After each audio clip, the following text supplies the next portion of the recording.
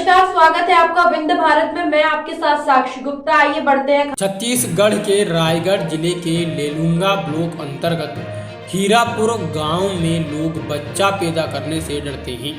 इन लोगों का डर की वजह जानकर आप दंग रह जाएंगे।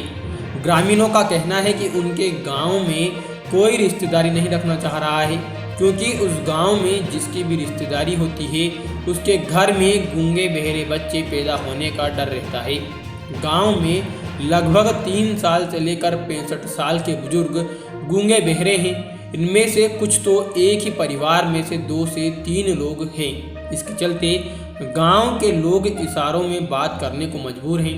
ऐसा इसलिए क्योंकि गांव में लगभग 22 से 25 लोग गूंगे बहरे हैं, जो ना तो सुन सकते हैं और ना ही कुछ बोल सकते हैं। रायगढ़ जिला मुख्यालय से लगभग 110 किलोमीटर दूर लेलुंगा ब्लॉक अंतर्गत गांव हीरापुर में 22 से 25 लोग गूंगे और बहरे हैं। सबसे कम उम्र में लगभग 3 साल का बच्चा है।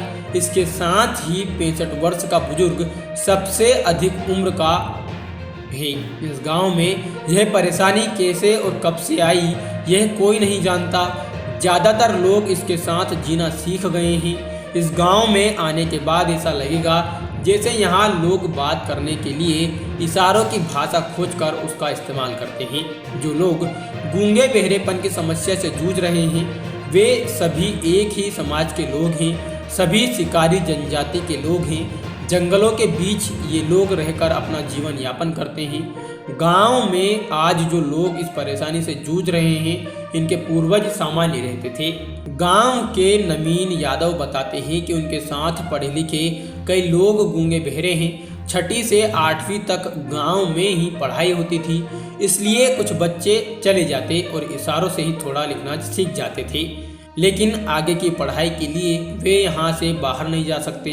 सड़क पर चलना और काम करना बहुत मुश्किल है उनके लिए, क्योंकि सड़क पर चलते हैं तो गाड़ियों की आवाज़ सुनाई नहीं देती है और वह अपनी परेशानी किसी को बता नहीं सकते हैं। इसलिए हमेशा उनके साथ किसी को रहना पड़ता है।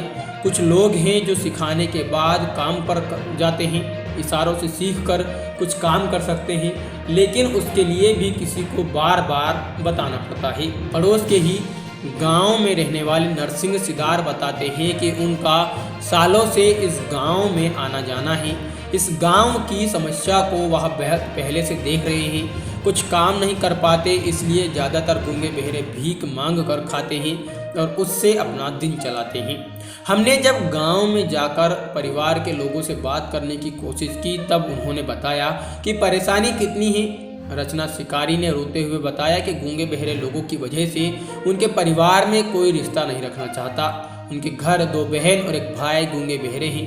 परिवार के लोग ताना मारते हैं, उनका ख्याल नहीं रखते हैं। भीख मांग कर जो भी बन पाता है उससे अपना दिन चलाते हैं। हम जिस दिन उनसे मिलने गए थे उस रोज भी रचना का भाई भीख मांगने दूसरे गांव गया था। असम प्रशासन की तरफ से भी कोई मदद नहीं मिली है। पूर्व में रायगढ़ अस्पताल में विकलांगता प्रमाण पत्र बना दिए हैं, लेकिन ना ही पेंशन मिलती है और ना ही कुछ पूछ परख होती है। बड़ा भाई स्वस्थ है, लेकिन वह भी अपने परिवार में व्यस्त रहता है। गूंगे बहरे भाई बहन को देखने के लिए उनके पास समय नहीं रहता। कुछ चीजों की मांग करने पर लड़ाई झगड़ा और मारपीट करता है। फिलहाल के लिए इतना ही। खबरों का सिलसिला लगातार जारी है, बने रहिए हमारे साथ। नमस्कार।